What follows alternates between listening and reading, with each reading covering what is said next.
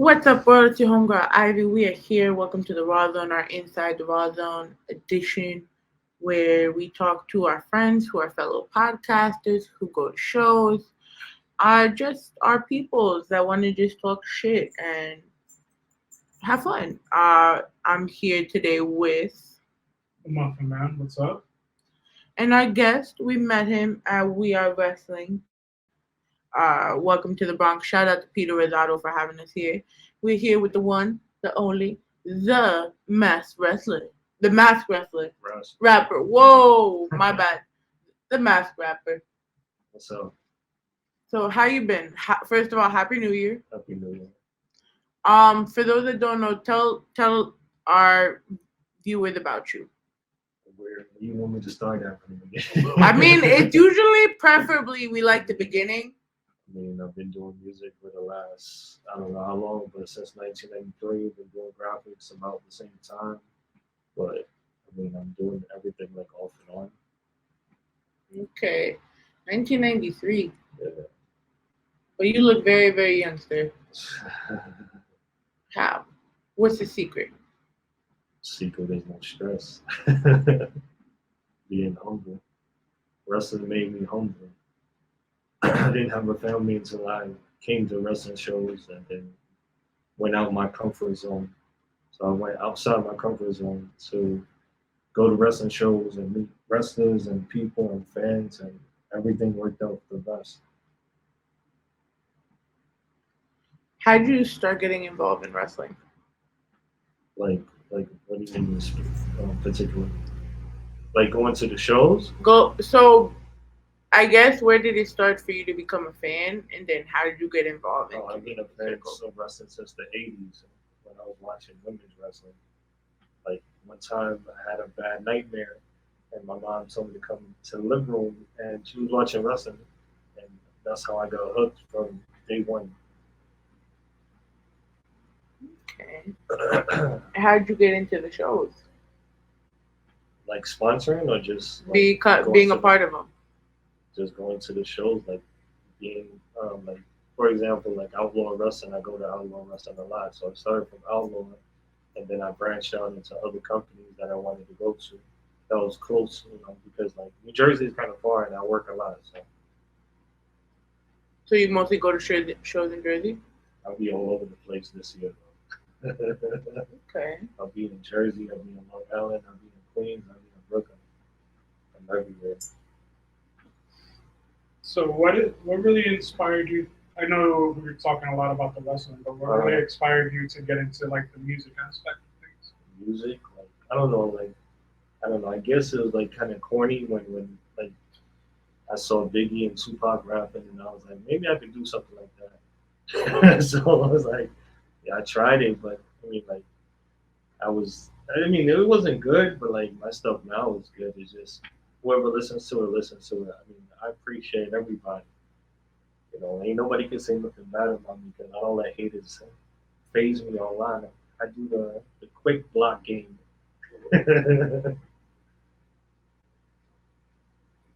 What was the most memorable wrestling show for you? Like in terms of what, like going to it? Yes. I don't know, like when I went to the WWE thing, the first ever elimination chamber. That was pretty cool and intense. It was good to see because like the glass, they have like real thick glass, so it's hard to break through. So like seeing that stuff in person is cool, and then Ring of Honor as well. Going to Ring of Honor shows when they had it in the Hammerstein Ballroom, that was good as well. So what would you say is your favorite promotion at the moment? My favorite? Do I really have to pick one? It would help. Go with top three just to make it a little easier. Top three: Outlaw, Bitches, and Remarkable. Why? Why? Because those people the owners have been super cool to me. I have like a relationship with them in the bond. Even We Are Wrestling, same thing. Pete is cool. So, as a fan, right, what do you think promotions need to have in order to put on a good show? Like good fans, real wrestling, good storylines. I don't know, that's the basics. Right? What got you into graphic design? I went to school for it. So Oh, I went to a training school.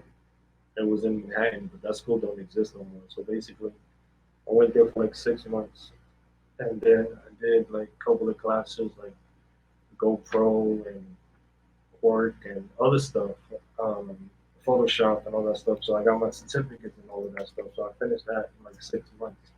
But then the teacher was saying that the guy that was running the whole place, he was saying that I got to go into like a big college. But if I already got the experience and everything, why would I need to go into a big college? So I mean, like I've been just doing it like by myself, like doing my own stuff at home on my computer with the graphics, basically. what is working on all of these talents by yourself actually taught you? What does it tell me? That I'm blessed. I'm super blessed. What is the whole concept behind the mask rapper? The concept, I don't know. I don't really have a concept necessarily. It's just I like wearing my mask. I like wearing different masks. I like wearing wrestling masks. I just like being me. Like for example, when I went to reinvent myself, see, I like Spider Man. So Spider Man was my favorite at the time. So I went by the Spider. So then when I wanted to reinvent myself, I called myself the Mask Rapper. So then I started using that from day one. After that. So since then, I've been sticking with that. I mean, I got a whole bunch of nicknames. It's just that one I use the most. So what other nicknames do you have out there? Too many. Way too many. What was what caused you to want to reinvent yourself? I don't know. I mean, when I had my own YouTube channel, they got taken down a long, long time ago. When I had that, I used to put out my videos and songs and stuff, and then take them down. I had like 100 videos. I took them all down, started from scratch, and put back like better quality a little bit, like, and then just started doing songs or whatever. But it's easy to write songs. Like if you have a computer and you got a mind, you can write. As long as your hands can type, you can write. So what's more crucial, right? The lyrics or the beat? The beat, it's hard to find. I ain't paying nobody for beats. Beats is way too expensive. They overcharge on beats, but YouTube, you can find anything on YouTube. But you don't think it's worth it to invest in the beats and the production of your No, track? because I'm crucial when it comes to beats. Beats gotta be hardcore. They gotta be like to my liking. I'm super critical when it comes to beats because beats. I'm not gonna just like be like, yeah, this beat sounds good or this beat sounds good. I'm gonna tell people it sounds like trash because if it's trash, it's trash. So in terms of like mainstream rappers, who do you think I don't you, fuck with mainstream rappers. you don't fuck with mainstream rap? I was gonna say, who do you think your style is more Nobody. close to? Nobody. I'm not being cocky. It's just I don't feel like I'm in a. Everybody's in their own lane. Like you got a lot of rappers now on TV. They fit in a mold to be like this person, the next person, that person, and they all sound like shit. And What would you consider your sound if you had to put it in one word? like my music, my Mhm. music is gutter, straight gutter. I've been calling my music gutter music for a long time because that shit is just raw, pure. I don't have to rap about body parts, women, like money. I don't have to rap about those kind of things. I rap about real stuff. What do you feel like music has been missing? Music, I don't know. Music hasn't. I don't think music is missing anything. It's just when you go mainstream, it's just like they gotta fit a mold to do what they've been told. Me, I don't have a mold. I can do whatever I want. I have that freedom. A lot of people don't have that freedom anymore. I have that freedom to do whatever I want, put out whatever music I want, and do it how I want to do it. Like I did a lot of songs, and like I did one song with a Spanish beat and rap, and then rap and rock. Rap and rock. It's called Smack 'em Up. Okay. How do you like fusing everything? It's cool. It's fun. Doing different things is fun. As long as you got the write some good lyrics or whatever, and it goes with the song beat. Because that's what I try to do. I try to make the music go with the beat. So what's your process in like getting into that mind frame to get your song prepared and everything? Like I said, just like turn it on the computer and just writing. Because like in school, I used to write a lot. So I used to write like a whole page, another page, another page. You know, one of them classes where they tell you to write. Oh, like a study hall type Yeah, thing. yeah, kind of something like that. I forgot what it's called, but it's like when you take notes, but you listen, so you write down whatever you hear. So like I was doing that all the time. I never paid attention in class. I hated school. School was the worst for me. Is it something that you actually feel like motivated you as you kept going? For the music, Everything. God, I guess. I mean, not I guess, but I mean, God, definitely. More than ever now. Because I'm so blessed. I've met so many people, so many cool people at wrestling, so many promoters, so many owners. It's a good feeling. My life is great. Last year I dominated, took over a lot. This year I want to do more than ever. So tell us a little bit about last year. How did you dominate as far as Dom, well, I could use dominate, but like I made a lot of history last year. Like basically sponsored a lot of companies. You know, met a lot of people, talked to a lot of people, met a lot of friends, talked to a lot of owners. You know, sponsoring this company in California again in January. Um, just doing a lot of good things. So who was you most excited about when it came to actually meeting at a wrestling show? So I'm like a person, right? Yeah, like a specific Yeah, wrestler or promoter or somebody that like has always caught your eye from afar, and then you were able to finally actually say hi to, shoot the shit, and everything like yeah. that. I think like I wouldn't say like a specific person. I mean like I met a lot of good people. I sponsored a lot of good people. It's just all the women that I met, like all the female talent that I met, was an honor to meet them. It's crazy how I met Melina, I met Janai Kai, I met so many good people. And then I sponsored Janai Kai and Mission Pro, their last show, Silver Bells too. That was never announced. oh wow. Never. They never announced me. That sucks. It is what it is. Um what is a dream match you would want to sponsor? I don't know about sponsoring a dream match, but I know like right now sponsoring. I want to sponsor a lot of companies and go to a lot of shows that I've never been to before. Especially the one that's supposed to be coming up on my birthday, which is going to be fantastic. I So what's the name of the show? don't know. I can't talk about it. I got to see the flyer first before it's official. Okay. So you have any questions before we get into the news? All right. So in wrestling news, Kenny Omega honors Will Ospreay following New Japan Wrestle Kingdom 17. At Wrestle Kingdom 17, Kenny Omega defeated Will Ospreay to win the IWGP United States Championship for a second time in an intense, bloody co-main event match. In the final moments, Omega nailed Ospreay with the Kamigagi. Sorry, I say everything bad. Uh, Kota Ibushi's finisher and pinned the assassin with the one-winged angel to capture the gold. The newly crowned IWGP United States champion took to Twitter today to forgive his arch rival and Osprey. Omega lauded their performance at the Tokyo Dome and wrote, "Yesterday at New Japan 17, we desperately raced towards the same goal and were willing to break our bodies for it. That's the kind of passion I can respect. I forgive you." It was an awesome match. Like people are already calling it match of the year, and we just started the year. Like that's how good it was. I mean, when you look at so shout out to Gigi for the win.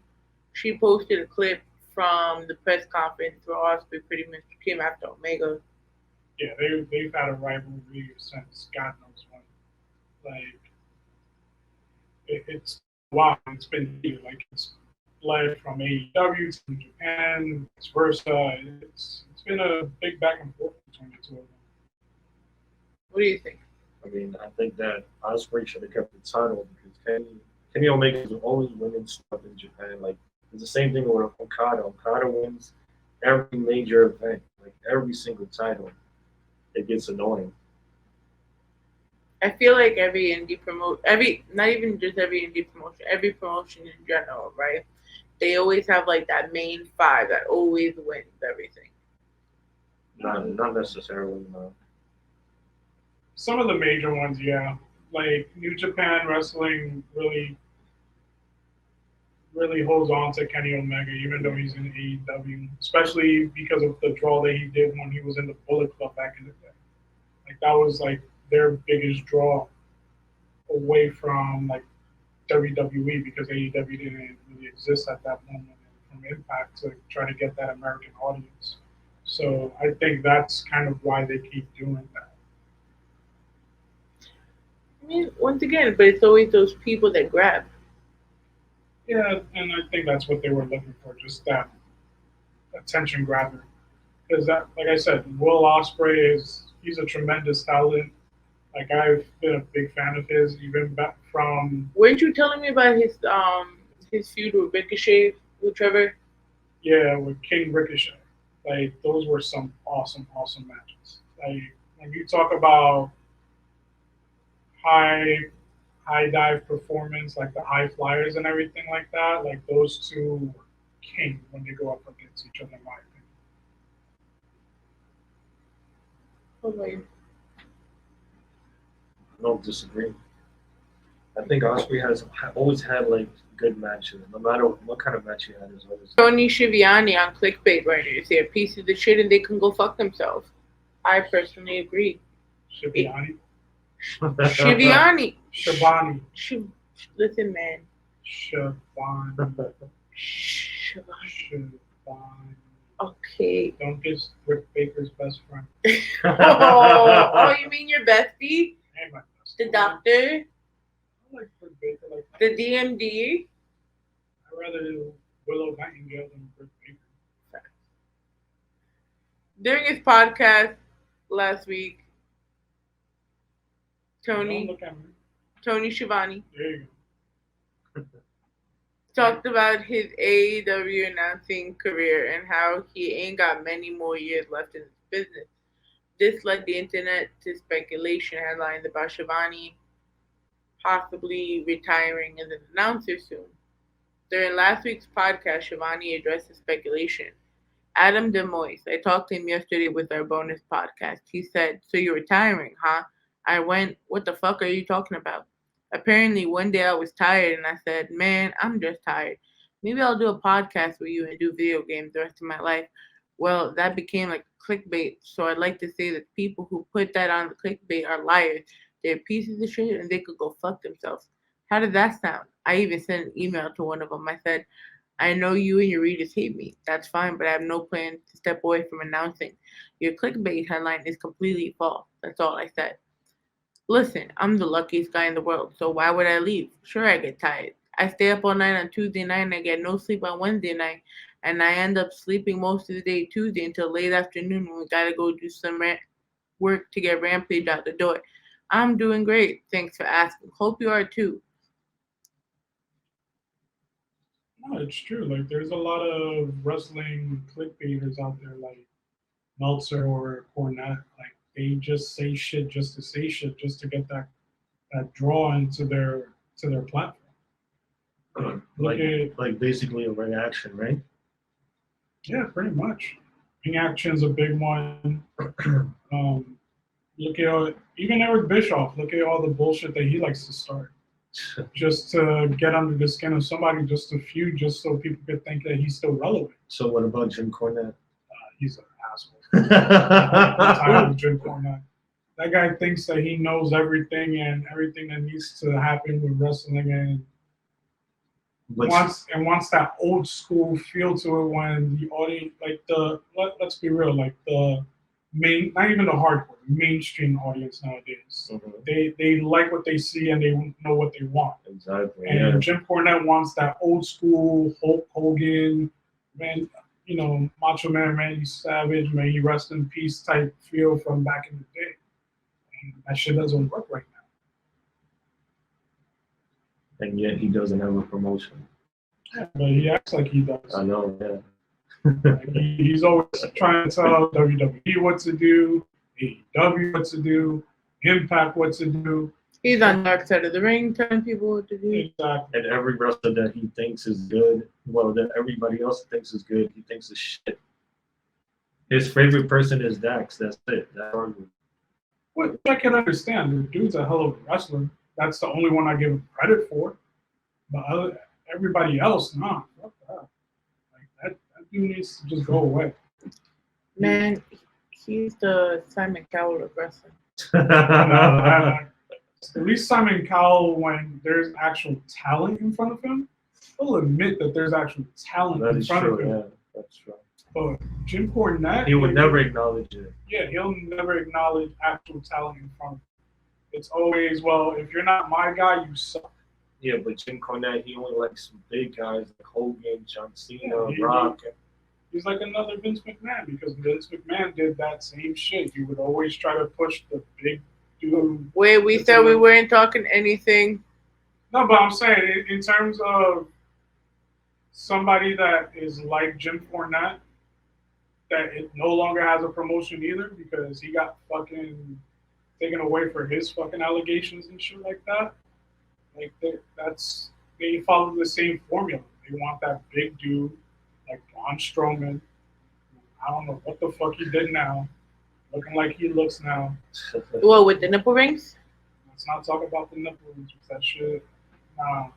I'm surprised he hasn't got ripped off while he got go wrestling. Well, you know what's funny? Remember when that happened to Jeff Hardy and Batista? Oh, yeah. Like that just looks like it hurts. I would, if I ever became a wrestler, which my athletic ability does not to become one, because my ass is Clumsy. See? No, I'm not clumsy. You're clumsy. Fuck you. I just get tired easily, and I got bad knees. No, but that's not true, though. Anybody could be wrestling. I got bad knees now. It doesn't matter. You can have the worst body in the world. Look at DDP's yoga. He made a lot of people that couldn't Yeah, look walk. at DDP. A lot of people that couldn't walk, they're walking now. They're in great health. That is true. A guy that was saying, they were saying that he wasn't supposed to walk and he was supposed to die in a few months. That guy is in better health right now, super better health. I just got bad knees. That's his excuse. That's my excuse. I got bad knees. And all on your knees. Yeah, why are you staring at me? I didn't do nothing right He's like, I'm comfortable. now. Oh, man. But what's reportedly going on with the Young Bucks contractual situation in AEW? On Wednesday, it was reported by Fightful that the Young Bucks have been in discussions with AEW about a new contract. During Wrestler Observer Radio, Meltzer and Brian Alvarez of F4WOnline.com discussed the situation. Alvarez said, well, the story was that they're in the middle of negotiations of this and that. I would not say there's absolutely nothing to that, but they're not really in negotiations right now. Meltzer, right? Yeah, their contract is up at the end of the year, and AEW does want to lock them in. Alvarez said it's acknowledged that at some point they should be negotiating, but literally where it's at right now, it's an acknowledgement that they should be negotiating. This sounds like a lot of back and forth bullshit. Yeah, but if they're the EVPs, they can't leave until they give up that position, like Cody did, you know? Cody didn't want that position and he left because he said it was a lot to handle, which is true. A lot of bookers and promoters, there's a lot to handle, to book every night, to get to the next match, to promote, to make the flyers, to do a lot of things. You know how it is. Yeah, and it's at the end of this year? That's what it says. They got a whole year. They've been saying they were supposed to leave since the WWE rumors, remember? Yeah, like they still got a whole year. I doubt that they're gonna leave the promotion that, honestly, They're they never control. No. Because one, they could do the storylines how they want to do it. They're not really under the influence of somebody else writing their script for them. And plus, they said they want to bring back Mount Rushmore, the group. Yeah.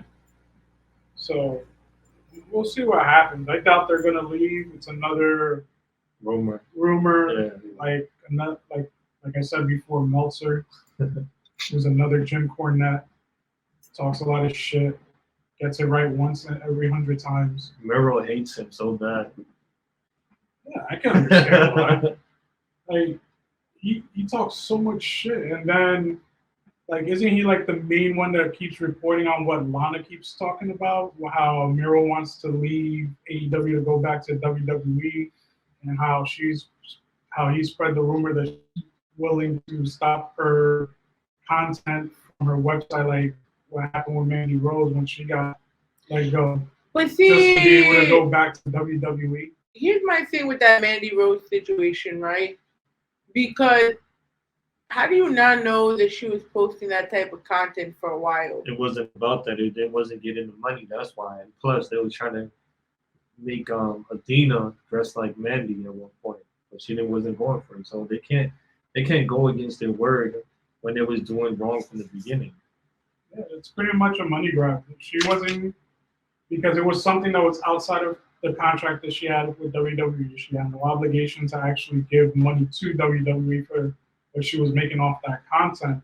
So they got pissed off and they were like, "Stop it, or we're gonna let you go." And she was like, "Bitch, Let me go. I make more money Doing doing this this. shit than to fucking wrestle. So yeah, I'm gonna keep doing this shit. Let me go. I'll give up the title. I don't care."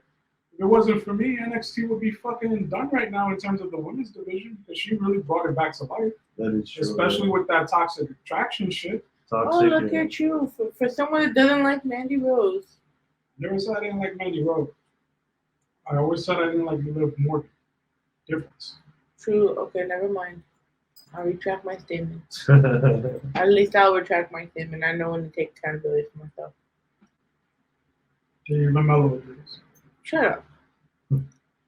So I've been seeing headlines about this, right? Jeff Jarrett. I'm sick and tired of my wife having to go through this pain.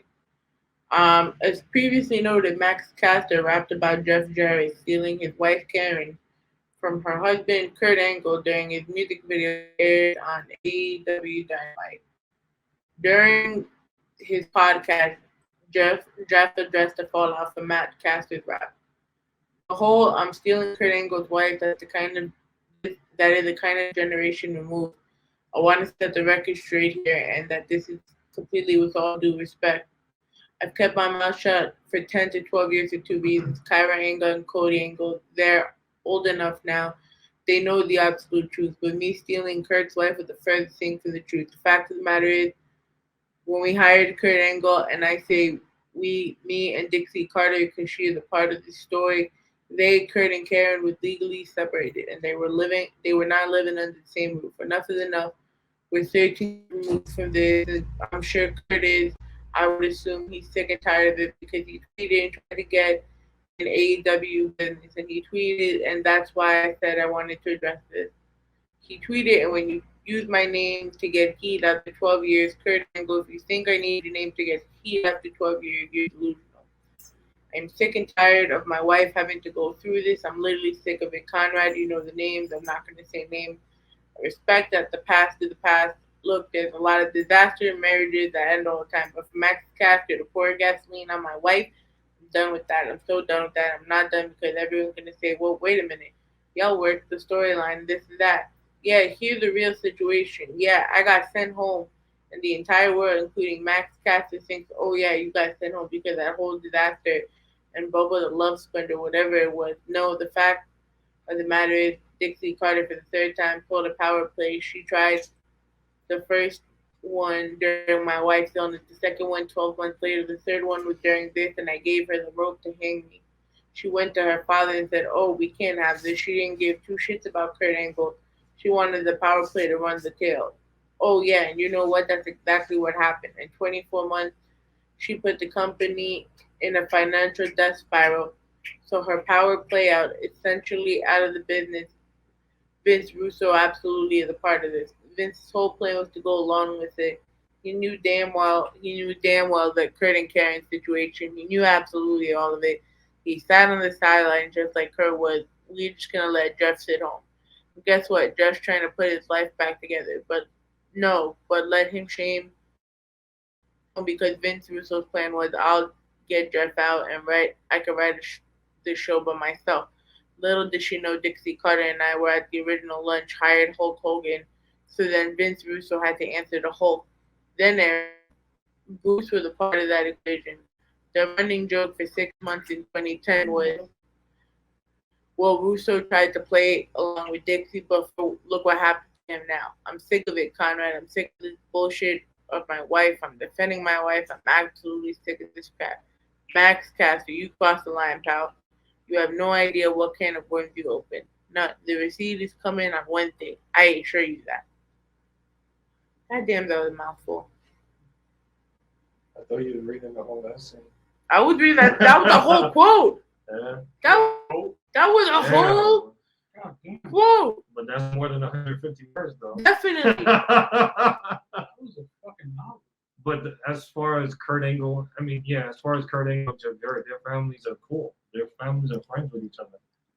Truthfully, I just think it's a part of the story. I think it's corny. And they're just making it because since social media is such a prevalent thing in our lives nowadays, and a lot of these like so-called feuds spill over to social media, like I just think that they're just playing on that. I think it's just corny. I feel like they gotta scandalize shit sometimes just so. Well, it's to make things prevalent on TV. Controversy sells. Sex sells. Controversy, yeah.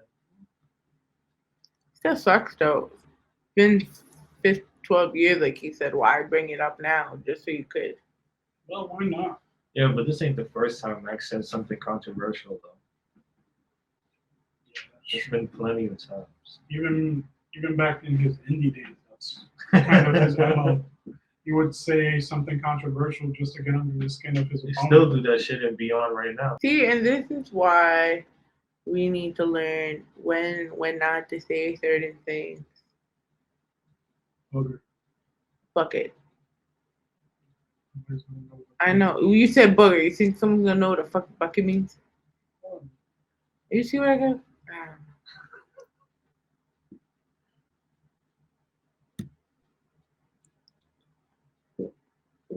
So you said your top 3 promotions before.